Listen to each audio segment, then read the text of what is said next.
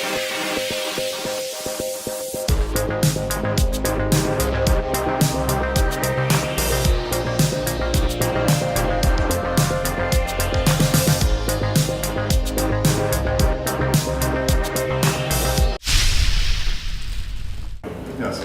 welcome to the MKE Sitecore user group. A lot of us are your hosts. And thank you, Right Height, for having us. I'll let you say a few words about Right Height in a second here. I'm Rick, Mark, Derek. This is Matt. He'll be our first speaker. That's another guy. Yeah, thanks. That's Jim right there. The guy that walked in there, you're essentially giving the program. Jim? Yeah. Hi, Jim. I'll turn the GoPro on you later as our guest. But, also sponsored tonight by Proficient, which is a digital consultancy for the Global 2000. We have our own Sitecore practice and an agency and all sorts of other stuff that Proficient.com or ProficientDigital.com will tell you all sorts of things about. Matt, our first speaker, and Jeff, our second speaker, are both from Proficient. I will let them introduce themselves, but before we go and start that, Sarah, if you want to say, you can. Can I do it right from You can do it right from there if you want. Good. Well, welcome to Right Height, and this is our brand new office downtown. Our corporate headquarters are in Brown Deer, but this was an expansion office for us, really, and there's about 15 people who work in this office full-time, plus we'll have 3 different classes of trainees. The next one comes, and there's 14 of them. Our company is a worldwide sales and service organization for loading dock equipment, industrial doors, industrial fans. You see some of the stuff on the walls. That picture right behind you on the wall there really shows every single kind of equipment that we sell. We are global with reps in almost every country and certainly all over the United States, and about 2,000 employees we're at right now. Thank you. All right. Take it away. I'll get started. All right. Multi-Tenant Sitecore 9 on Azure PaaS is the topic for this evening. I'll do a very quick intro about myself. Matt Connolly with Proficient, based out of Atlanta. I am not a Sitecore MVP, but I am the delivery director for Sitecore at Proficient. So I have, in theory, oversight over most of the projects that we do, pretty heavily involved in the resourcing and hiring as well. My background is as a solutions architect. I've been doing Sitecore for maybe 3 years or so, but for purposes of today, my notable claim to fame is that I am Rick's boss. I just want to emphasize that to everyone in attendance, if that's unclear. All right, so I'm gonna jump right in. So, who has worked on a multi-tenant implementation before? All right, who doesn't know what multi-tenant really means? All right. So, multi-tenant is the idea that you have several different groups working together, all on the same Sitecore area, and I'll get into some of the details, but that's kind of at a very high level. So if you don't have a plan, it's going to go badly. You've got a lot of different groups trying to work together.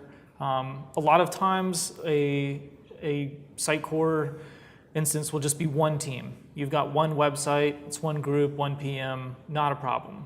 When you start talking about multiple teams or multiple sites, it can very quickly get kind of messy. So it really is important to think about what it is that you're doing. Show of hands, who is familiar with Helix? All right. So Helix is, and feel free to correct me if I misspeak, but it is a series of principles sort of released by Sitecore to help guide solution structure and development in a way that enables clean dependencies and just very solid code. It has a lot of good theories behind it. So even if you're building a single site, there are a lot of advantages to taking use of and following those principles.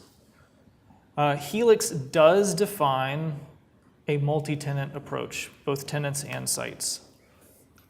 So this is the Helix definition of what a tenant is.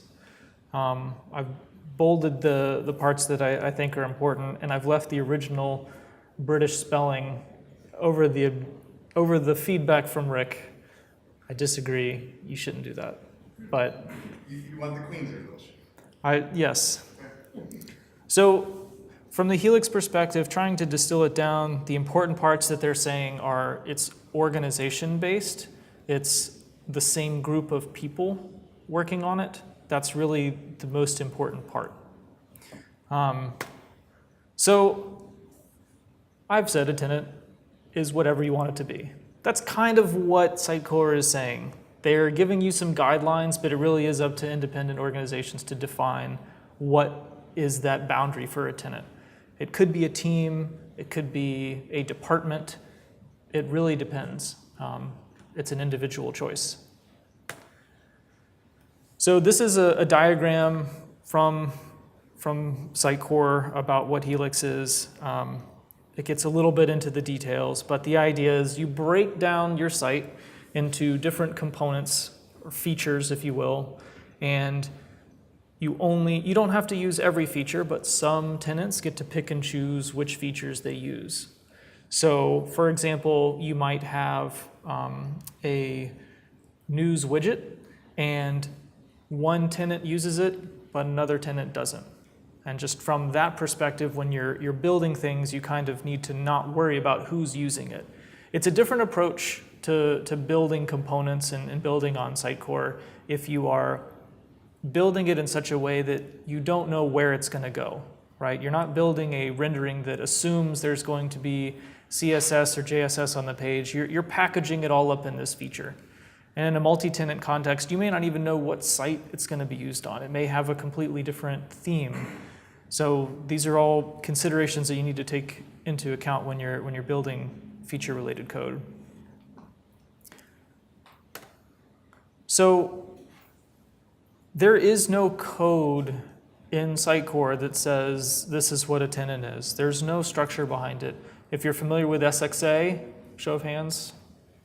So SXA does have a definition for a tenant, but it's still conceptual. It's not code. There's no class for a tenant. Can you explain what SXA is? I cannot. Okay. No, I can. Sitecore Experience Accelerator. It's kind of I'll say my answer is Sitecore's answer to the fact that nothing really comes out of the box. It's a suite of layouts and renderings to help you really build a site from scratch. And they give you a lot of out-of-the-box components to build it. That's the short version. Sitecore will tell you it's to enable authors and designers and things like that, but I think there's also their answer to drag and drop. yeah. So multi-tenant does, to me, I think, imply that you have different people that are sharing a Sitecore instance. If you have one site that has its own content tree and it's completely separate from a different site that has its own content tree, they're not really multi-tenant. You just have two completely separate groups. So multi-tenant does suggest that you are coexisting, you're sharing something. It doesn't necessarily mean that you have one site per tenant. You could have multiple sites per tenant. So again, the organization boundaries are up to you to define, but it definitely doesn't have to be a site. One site is okay, multiple sites are okay, but it could be anything from an organization perspective that you need to do. And I should have said at the beginning, please holler out with any questions as we go through. So I've been working on a project for the past 9 months or so where we are going pretty deep into the weeds on building a multi-tenant architecture. There's a lot that goes with that from a governance perspective on the business side, and then from the IT side as well, figuring out how we want all of this to work. Right? Sitecore give you some guidelines and some principles, but the execution there's a lot to be decided. And so we've been working to define all of this. This is an outline for what a solution structure would look like for a tenant in Visual Studio. So this was a pattern that we developed as part of this project. You don't have to do this again. This is all, patterns, not necessarily prescriptive. So for those of you that aren't in Visual Studio, you can ignore this. But we organize underneath a tenant this project layer, this feature layer, and what we at Proficient refer to as the feature foundation layer. And if you've committed to memory that diagram we looked at 4 slides ago, raise your hand if you committed it to memory. Fantastic. So Helix prescribes a project layer and a feature layer, but it does not have a feature foundation layer. So this is something that we're going a little bit off book to handle, but the way that Helix prescribes your dependencies, everything goes downhill from project to feature to foundation. And I know if Helix is new, I know this is going kind of fast, and that's okay. Features are not supposed to depend on each other from an architecture perspective. That is a real key principle. Side note, I've found myself replacing the word tenant with principal. I used to use this is a key tenant of Helix, but it's just really confusing. So I have to get it out of my vocabulary. So features are not allowed to depend on other features. We talked about it not even knowing what site it goes on. It's a bad idea to have too much interdependency. The problem is sometimes you have to share some code. You don't want to duplicate code. And the way Helix is set up, you have no choice but to put that code in a foundation layer. One of the other principles of Helix is the foundation is supposed to be very stable. And if you've got some sort of shared class library, like a string extension method or something like that, you really don't want to put that in the foundation layer because the likelihood that you're going to need to change that stuff all the time is pretty high. So we've kind of introduced a sort of a soft layer in between feature and feature foundation. We kind of restrict it to code only, no Sitecore assets or anything like that. But it's a way to kind of work around that problem that Helix provides. We debated a lot about it. I think it's not technically Helix, but I think it still embodies the principles that Helix is trying to present. And I should make a quick plug that Ignition, the Proficient Sitecore open source framework, does follow this pattern as well. So the path we went down with our solution, from a tenant's perspective, we are not restricting them to following Helix patterns themselves within their solution. From a code perspective, if they want to do just one big old gnarly site, they're free to do whatever the heck they want. The organization that we're working with, each of these tenants are completely separate from an organization perspective. They're completely different departments, they have different reporting managers, but they are all deploying code to the same website. It's an interesting challenge from a business perspective to be able to support this.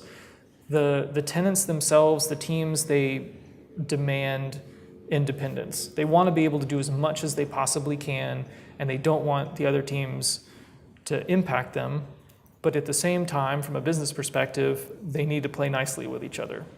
So it's a big challenge. They do have to be together because, and we'll get into this later, they need to share personalization. So when a user visits one site on one tenant and then navigates to a different site on a different tenant, they're going from one code base to a different code base, owned by one department to a different department. But a business user wants to be able to go in and personalize content in Sitecore based on things that happen on one site on the other site. The only way to do that with Sitecore is if they're sharing that CMS instance, if they're sharing that personalization data.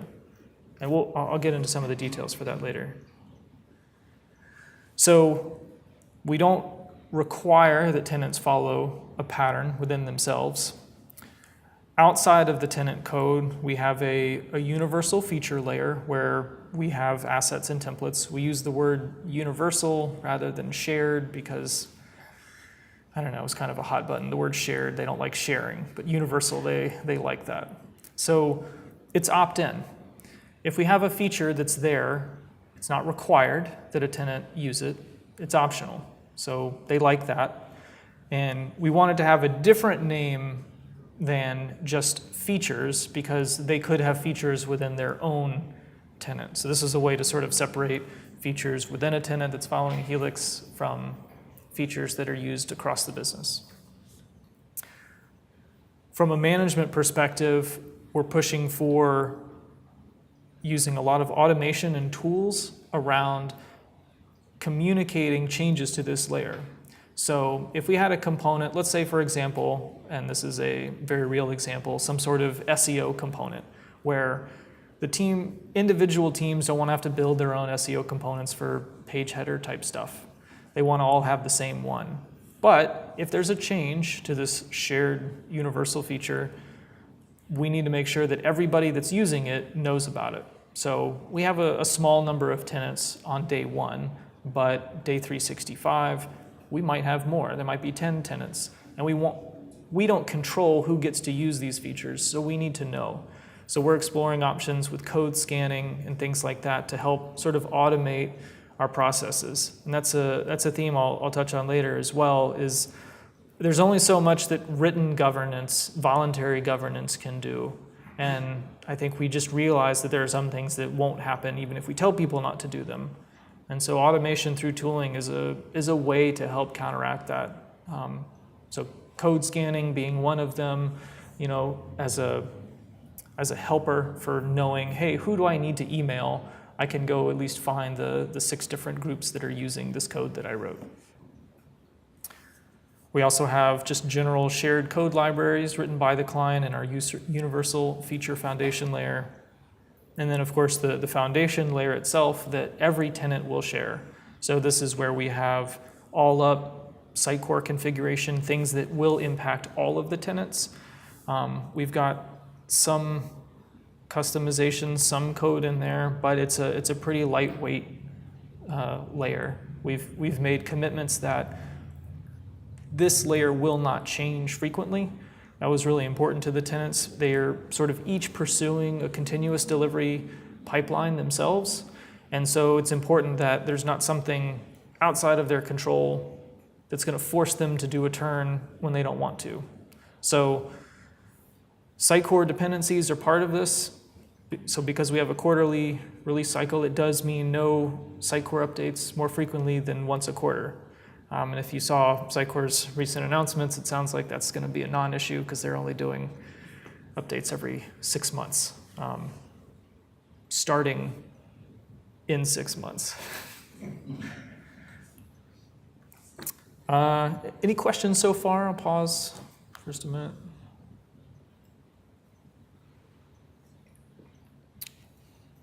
All right, so we'll get into some of the Azure side of this. So we are deploying onto Azure. We're using PaaS services, platform as a service, so no infrastructure, no VMs out there.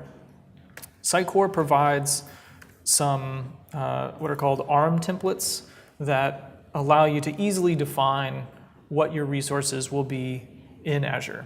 So the way that we've taken this, we had to modify what they give you by default. There's a GitHub repo out there that they do update as they come out with new releases. But what it gives you is a full Sitecore install. You do have some configuration options, but it primarily gives you all of the services, assuming you're building one content delivery site.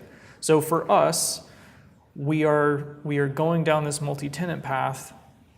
Another requirement for these tenants, in our case, you don't have to follow this pattern, is that they have independent or isolated delivery servers. I do tend to use the word server, even though we're talking about Azure. It's not really a server, it's an app service, but just forgive me if I say server, you know what I mean. So for our approach, our content management server is shared along with core and master. And all of the XDB, XConnect services and databases, that's part of what we consider our shared layer. There is sort of one set of this per what we call CMS instance. So everybody's using these same services. The individual tenants each get their own farm. So the dotted line in this diagram is a resource group in Azure. So there's traceability from a cost perspective. So individual tenants basically pay for their services. So you might have one tenant that sees very heavy traffic, and from a back office perspective, they need to make sure they're budgeting and paying for their usage, because the actual bill that comes it's one bill. It's hard to split it up if you don't have different subscriptions. So they each have their own CD service as well as their own web database. And we use publishing targets on the content tree to ensure that each web database only contains the content items used to power that website. The CD service, and this is where we are deviating a little bit from Sitecore recommendations. Sitecore would say you don't have to do this.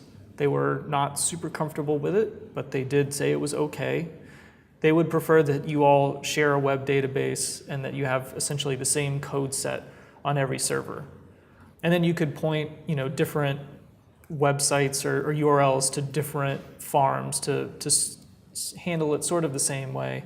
But this is a client that's been burned in the past by other tenants pushing code that took down their site. And so they just cannot tolerate the idea that code that they didn't write is on their server. So by going this path, we can say each of these tenants does have only its own code from the tenant, as well as, I'll jump to the next slide. So on each CD instance, there is the tenant code from their solution, as well as the features, the universal features that they have opted into, and then the foundation code. And then that shared content management server has every tenant's code on it. So you can still have an author that's managing code across or content across all of the different tenants.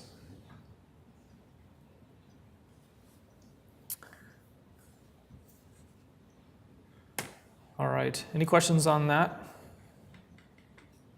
All right. When they have that, you have one CM server that can access any of the tenants, but then when they want to push out something to the CD server, either they select which one they want to go to. Or So the publishing target defaults will set that up. Okay. So when they push content, it's configured to only go to that one server. That was important too from a release perspective. Is when we push code, we're using unicorn serialization to define all of our templates. So as part of that code deployment, there is also corresponding publish for those unicorn-driven items. So that does push those changes to just that one server. And from a content perspective, those changes as well also impact only that one web database. So it's still giving them that isolation that was really critical for them.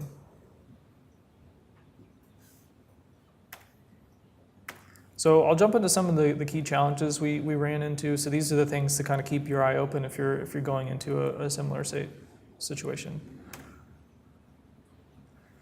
So the first challenge that we had was this idea of cross-site in-session personalization. So Sitecore offers a lot of ways to address personalizing from one site to another site. FXM is out there. There are things you can do where you share XDB information across different instances. So there were some different things we had as options we were looking at from the beginning.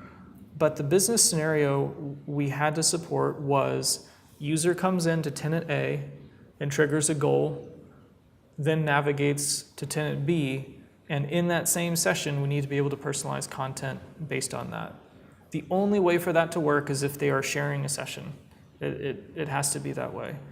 And there's not a way to do that is officially Sitecore supported if they're not also sharing an instance. We had ideas on how we could do this in terms of sort of spoofing and copying the session at the time that it moved over, using custom identifiers to kind of mimic and track it ourselves as a layer on top of Sitecore. But these were all approaches that took us outside the realm of a Sitecore supported approach. And for this client, it was important to stay within the bounds of what Sitecore says they will support and promises that they won't break with a future upgrade. So the real key, and this wasn't, it ended up not being that big a deal, was making sure that the domains on cookies that are created are generic. So this is a requirement for different sites to be able to share personalization, and I'm saying sites, not necessarily tenants in this case, is the cookies have to be shared.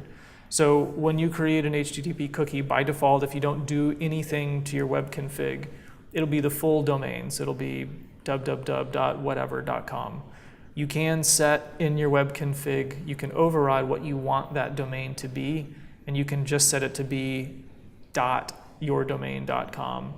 And then any cookie created won't have the subdomain portion of that URL. So that when you go from one site to the other site, as long as they share the domain portion, not the subdomain, you can ignore that. They will share those cookies. Sitecore will see that the session identifier is there. It won't start a new session, and it'll still be accessing the same session as you move around. So you will see, and we did, this does work, like because we were worried that it wouldn't, even though it should. But so you're kind of using the cookie in that sense to, I would guess that you're identifying the contact for X cookie.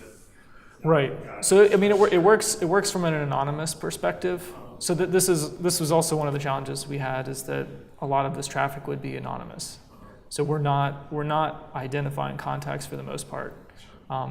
One of the tenants is a member site, so they are logged in that case, but we don't necessarily have that awareness when they come back to the other, when they cross lines to different tenants. So one other small piece that came up with that to consider is that those cookies will be shared across every site that has that domain. And I know for a lot of the sites we've built, the non-prod sites have a different subdomain. And so you run into problems where you visit the public site and then you go to the dev site and it's still trying to pile on all the same cookies, and going the other way screws it up. This would not impact your external users that only go to your public site, but from a dev perspective, an internal tester perspective, for your authors, it can lead to some problems if you go down this approach. So there aren't many workarounds other than having a different domain. So it can be whatever, but I threw up your domain -internal. Something to consider is potentially having a different domain per environment. There's additional costs related to that, obviously, but the only other workaround is there's a great Chrome plugin called Edit This Cookie that makes it very easy to clear your cookies and just have to remember to hit that button over and over as you're doing your work. All right, next challenge that we ran into was the session end event. So this is definitely a little technical. On the way that Sitecore handles the session end, and in this case, this happens with .NET, even if you're not doing Sitecore. When the session ends,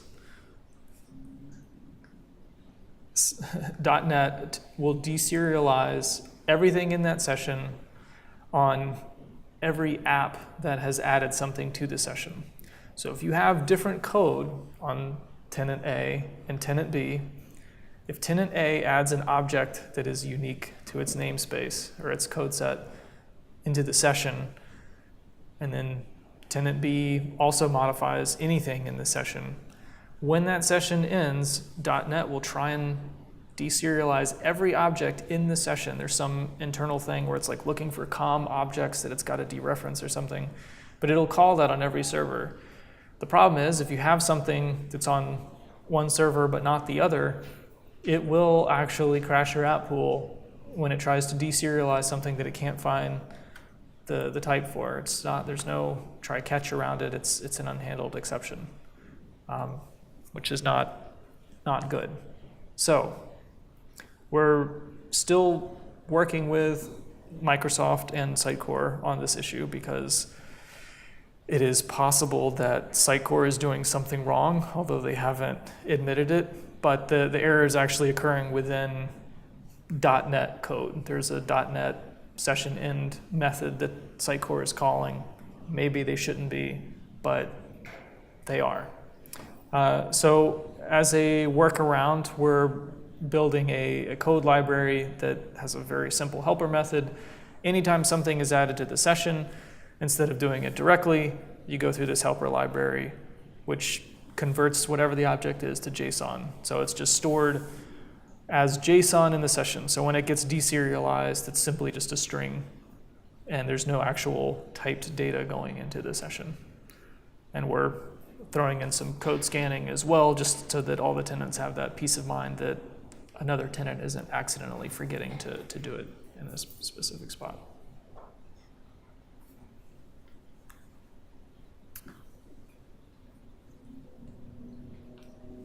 All right, last slide. So governance is a big part of all of this. There's only so much that we can do from a technology perspective. Helix gives you a lot, but there's a whole layer of governance that has to go with this. So setting out all of our policies and making sure all of the tenants are on board is a big part of what we need to do. So, for example, everybody's doing MVC, so we're using MVC areas, if you're familiar with that, as a way to ensure that each tenant is not conflicting with others. So tenant 1 has a rendering called header, tenant 2 has a rendering called header. You don't want to have a conflict because they're all going to the same place. So we just have one extra layer of storage using like a short name for each tenant. So there are a lot of places in the content tree and in the views folder as well under the areas that will have the tenant name. So there's just an extra layer of organization for anything that could be a conflict. The tenants themselves will be operating without knowledge of the other tenants, right? There aren't developers that are, or not many developers that are cross-tenant, so they just only have their one tenant's source code on their site. So they need to be able to do whatever they want and not worry that there's some sort of conflict out there that's going to be a problem. The foundation layer, because we're using Unicorn, it does a lot of the heavy lifting for stubbing out the content tree, so ensuring that sort of the top level root folders are all in place for the different tenants. So tenants are sort of given their sandbox that they can do things in, but it's a limited set of the content tree that they're allowed to mess with. We don't want them breaking other tenants' stuff through Unicorn. Automated testing is something we're pushing for as well. We have a lot of restrictions in place to ensure that tenant 1 isn't breaking tenant 2, but there's no guarantees. There's definitely still stuff they can do to take each other down, and we want to add a layer of automation to make sure that as we push a build for one tenant, the other tenants don't want to be on the phone, they don't want to be on call just because another tenant is pushing their code live. Today, whenever they do a turn, everybody's on the phone, everybody from all of these teams, and they want to get away from that, obviously. So automation is a big step. Each tenant is responsible for building the automated tests for their own tenant. So essentially they can say, if my test passed, I am fine with whatever this other tenant was doing, as long as my test is okay. We talked about code scanning earlier. This is another way to really enforce some of the rules we're putting in place with governance. So making sure that teams aren't doing something with Unicorn that they shouldn't be. The only way to really ensure that is through governance. I mean, teams themselves, the individual tenants, they're approving their own pull requests. There's not like a governing body that's approving every code change. So there's no official check to make sure they're not doing the things that they're not supposed to be. They do still have the power to break stuff, and extra layers to help stop them are going to be necessary. And code scanning is one of the big tools we have. From a process perspective as well, the last piece is around the limitations that those tenants have. They do have an isolated environment, but because they share that content management server, there are some things that you can do that will affect everything on the site. And we are saying, full stop, you can't do that. So pipeline processors, anything in the web config that is going to be bad really has to be controlled by the foundation layer. As a tenant, you're just not allowed to do those types of things.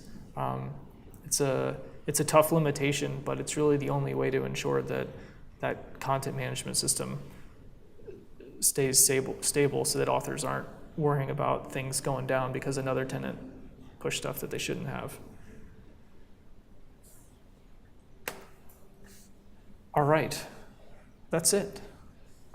Are there any questions? I'm curious, in this situation, are you dealing with, or a lot of the elements of this isolation, because you're also having different vendors working on different tenants? Yeah, different departments. So it's not a vendor issue, it's within the client themselves. They have pretty large IT teams. They've got offshore component going as well. So they've got 25, 30 developers working on this code base. And they don't report to the same managers. So that's their big driving factor. There's different vendors. Yeah.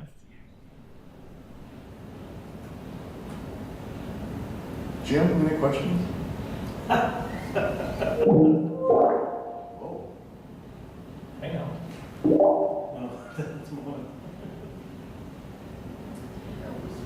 Yeah. All right. Well, thank you for your time. Thanks, Matt.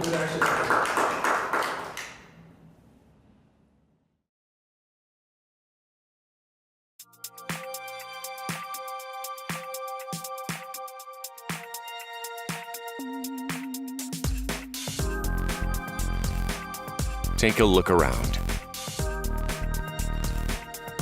To our customers, this is the beating heart of their business.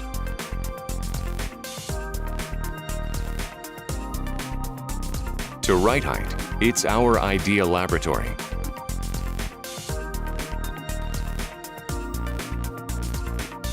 When it comes to safety, productivity, security, and energy savings, Right Height has been leading the way in the research, development, and manufacturing of breakthrough loading dock and facility technology.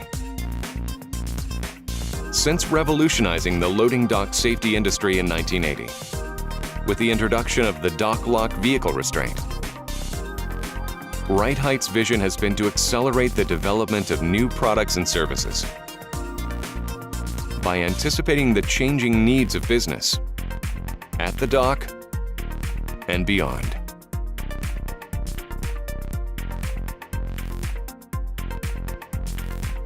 Whether it's keeping the cold in, the weather out, the air moving, the danger zones protected, the machines guarded, or the product loaded, we have built a global family of companies with cutting-edge and cost-effective solutions. With customers around the world, Right Height has manufacturing facilities in North America, Europe, and Asia, delivering the highest quality products and state-of-the-art manufacturing. As in any great organization, it's our people that count.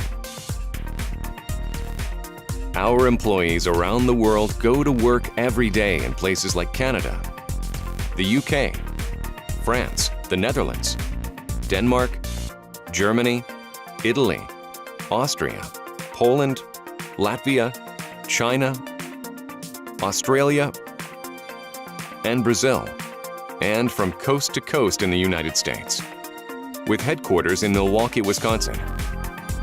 All committed to serving our customers with excellence and looking ahead to the future. Our strong global distribution network sets Right Height apart. Representatives spanning the globe work collaboratively to provide seamless project management to our customers, wherever they are. Right Height's worldwide presence provides unmatched service, solutions, and support today, while also looking toward the future, while anticipating the needs of tomorrow. As you consider the safety, productivity, security, and energy use at your facility, from the loading dock and beyond, take a look at Right Height, the company that's always looking ahead.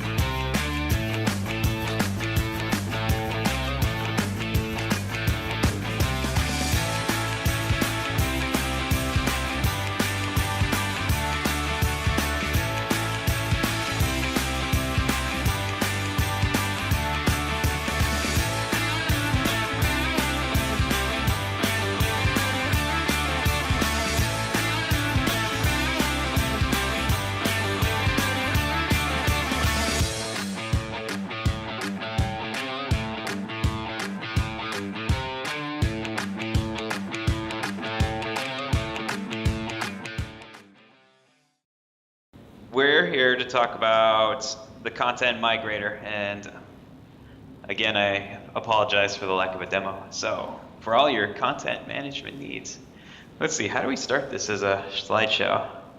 Ah, there we go, F5, of course. All right, who am I? My name is Jeff Darchuk. I'm a Sitecore MVP since 2016 and a solutions architect at Proficient. So what is the Content Migrator from Sidekick? It's basically think Unicorn, but for your content. Where Unicorn stops, that's where Content Migrator starts. So Unicorn will handle your renderings, your templates, things that are specifically developer owned, whereas Content Migrator will handle the rest. So a couple of things that are important to know about the Content Migrators: it's always a pull operation, never a push. So this means that nobody will ever be on the dev server and accidentally edit content in production. That just can't happen. So it's done that way mostly for security. And this means that the producer will always have its integrity held intact. So if you're targeting the production server, it will never be modified. And the consumer configures what servers it can pull from. So your dev server can configure that it pulls from production, staging, whatever all environments you have. And the producer server configures what items are available to be shared. So if there's something that's a little bit more sensitive that maybe is locked down a little more, you can block down or lock down particular areas of the content tree, or maybe you don't want them pulling down giant media files. You can disable the media library. There are many different options available to control the granularity of the content sinks to help you facilitate certain needs. For example, you can control it so that your QA server will pull down only new items and not modify items that have been modified. This is useful if you have QA teams that are are taking content and doing modifications to them for testing purposes. Maybe they don't want that to be undone by this operation. You can control that.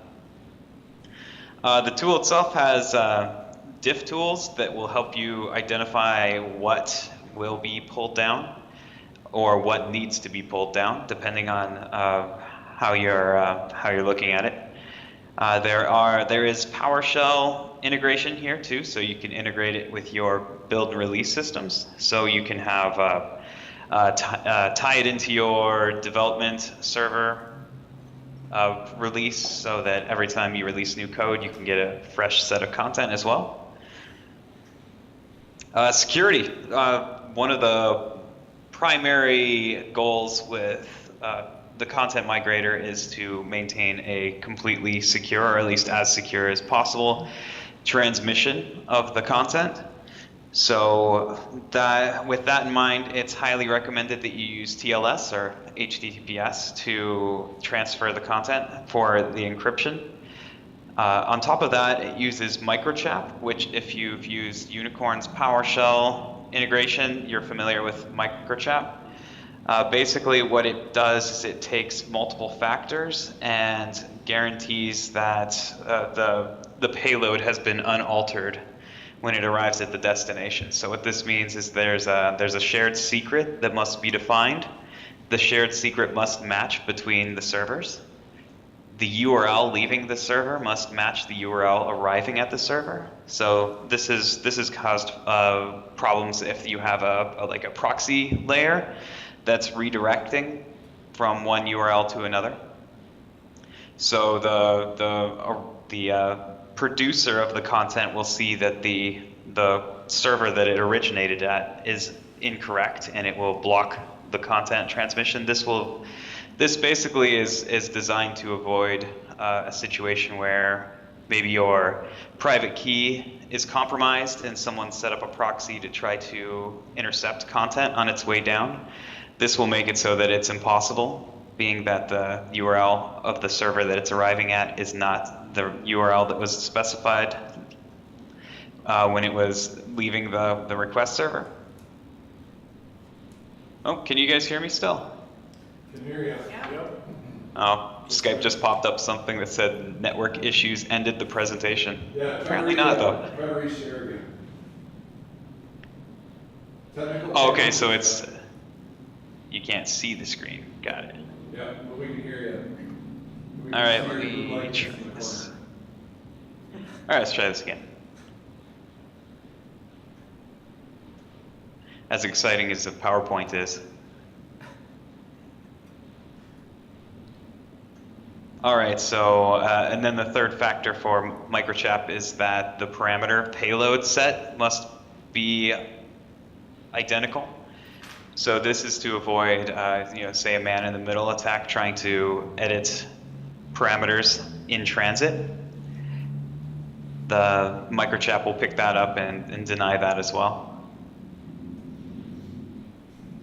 So here's a neat little graphical that kind of displays, kind of at a really high level, how this content migration operation happens. So when it starts, a user will initialize the content sync process. From there, there's a configurable amount of producers that are spawned, and each one of those producers will go and get YAML payloads. And if YAML sounds familiar, you might be using Unicorn. It's the same serialization technology used by Unicorn. So it gets the YAML payloads and pulls them down and stores them into a queue within Content Migrator. Then a completely separate set of consumers will pull from that queue and install those YAML files into Sitecore.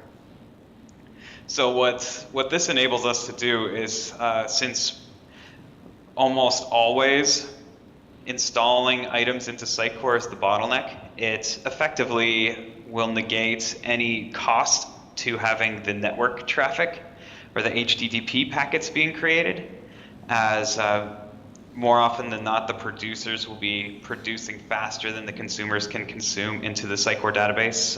Any writes to databases are generally pretty pretty heavy operations, and Sitecore is very database heavy. So, and when items are installed into Sitecore, they are analyzed and stored for reports, and at the end of it, you're given a full report of what changed, where your new items are, if there were any errors, that's in there too. Any questions so far? Stunned silence is a no. All right, demo one. This is the most sad slide in the world because I had a really cool demo set up and I totally can't do it. So, as lame as that is, that's the end of my slides. I just wanted to have a few slides to kind of get the ball rolling, but yeah, my servers are not serving up any requests, so just kind of chugging away on my SQL server for some reason. Something's spinning and spinning and spinning. I will say Jeff does have some excellent GIFs on the documentation for the content migrator, so it's kind of like a demo. Yeah, I mean, there's lots of GIFs there. I guess I could go there. That's profoundly sad. Let's see. Jeff, I guess the question I have is how do you install this? This is installed via NuGet packages. It's incredibly easy to install. There's just a couple DLLs and a couple configuration files, and the rest of it wires itself up automatically. So it's I made every effort to make this as easy to install as humanly possible. So when you say a NuGet package, I need to add it to my project and then build it up to my servers? Yep, you add it to you add it to probably a Helix layer for content migration. In the NuGet package comes a set of configuration files and DLLs. As long as you deliver the configuration files and the DLLs to the server, they will activate and you will be able to migrate content with a few bits of configuration. Like you have to define the target URLs that you want to get the content from, as well as defining your shared secret and things like that to get it set up an initial state. But so effectively, it's just install the NuGet packages, do some light configuration, and that's all you need to do.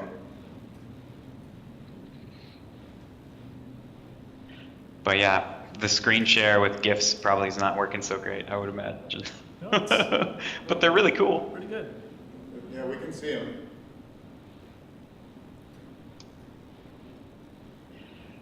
Yeah, so you can see that the main interface of this is just a content tree like you would expect to see in the content editor.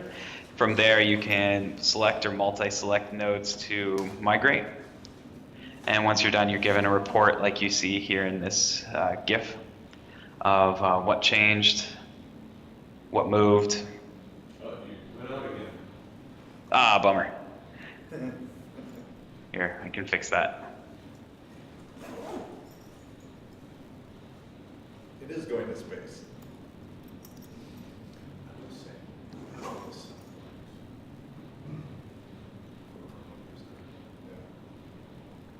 So good questions. Are there? Is there anything else? So how many versions of Sitecore can Sidekick expand from content migration? Sitecore Sidekick will work anywhere from Sitecore 7 up, and it can 7.1 up, I should say, and it can migrate content between environments fine as long as the template exists and has the same fields. So you will receive an error if you try to restore or migrate a content item that doesn't have a template in the target environment, or if the content that you're pulling over has a field that isn't defined in your current template. If your template on your consumer is out of date, for example, that will result in an error, but that's pretty much going to be the case no matter what. Okay. Couldn't I just use Razzle Sure. If you got the money.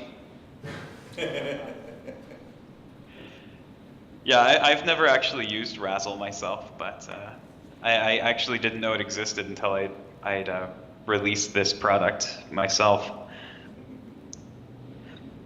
So I was thinking it would be neat to have someone who knew Razzle really well to talk about that as well, because I don't want to bad talk their product, because that's their livelihood. But I like mine, so. Times and it's all right. I've heard that. I was interested to see the demo because I've heard this is a ton faster. Yeah, that was the goal. I mean, I made every effort to optimize the speed of this. So everything that happens with this process is built for speed. So I've seen it perform hundreds of times faster than a Sitecore package install, which, as we all probably know, those are pretty terrible.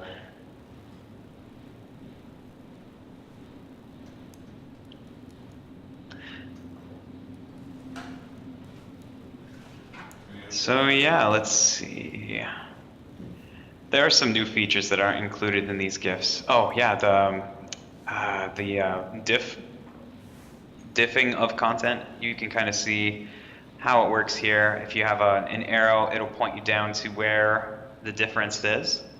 If you click on the difference, you'll get a little kind of a light diff between new and old. So the red is going away, the green is coming in.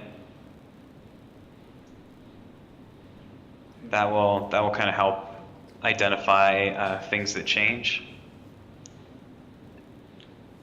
Let's see.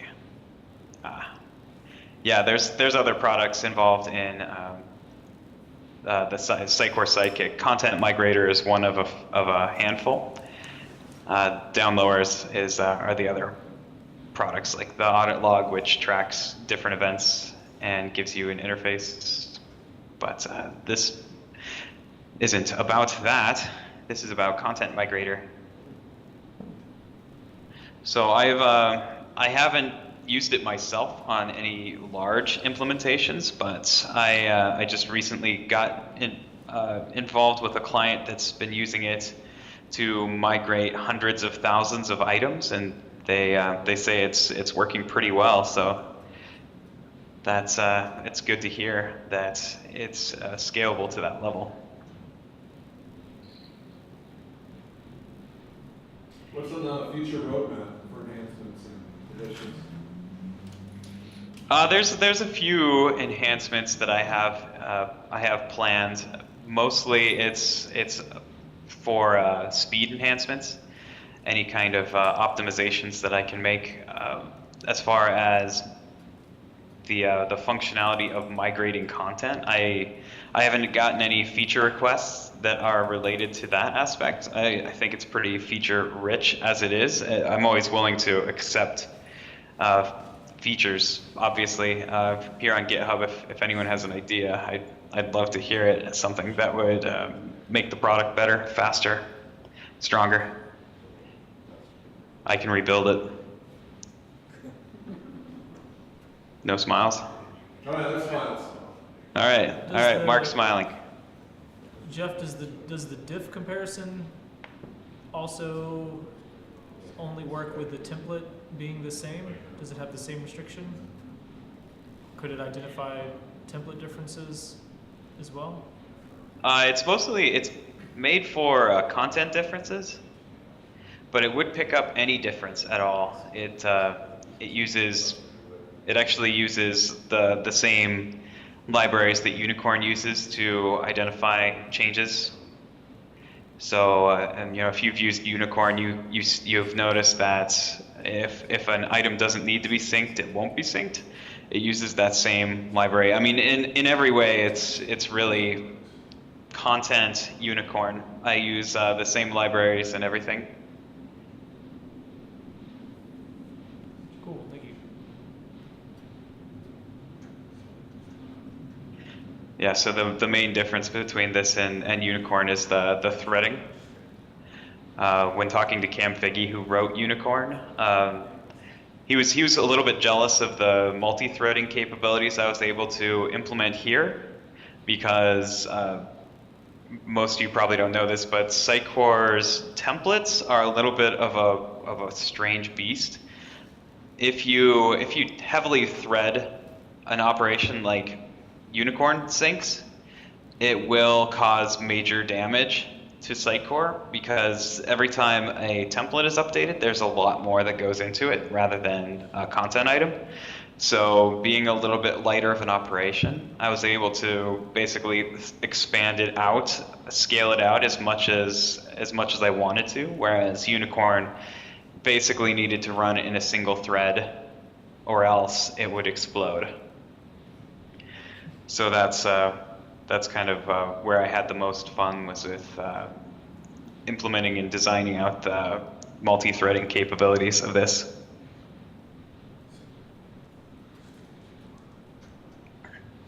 If the templates don't match, what happens? Is it skipped?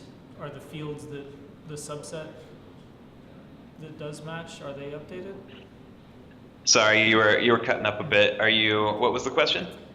If you've got the templates not in sync from one environment to the other, is that item just skipped, or does it migrate the fields that it does match on? It depends. If it attempts to load YAML that has fields that aren't in the template on the local, it will error as it tries to install those fields. So it's very much made for having environments that have the same or similar templates. So would just that one item be skipped, or would the entire process stop? It would be skipped. Yeah, the process would continue. And then it's logged. So you'd get, I don't know if I have a screenshot of it here, but you'd get a tab on your results that would have an error, and it would describe what the error was. Okay. A field not found on template, I believe. It would be the error message that you'd see for that particular case.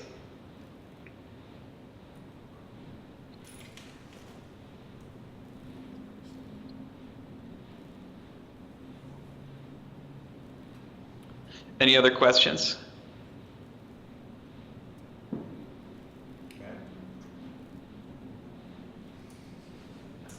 think that's it, Jeff. I know the crux of it's pretty simple. It's just moving content from one server to the other, so not too complicated of a concept. Excellent. Yeah, I apologize again for the demo. It's so frustrating. The entire time you were talking, Matt, I was trying to get it working. It's just beating my head against the wall. I don't know what is going on. It'll work the minute we hang up. That's right. It will, yeah, as soon as we hang up. Disconnect Skype and all will be right. Yeah, it's a Skype problem. All right. Thank you, everyone.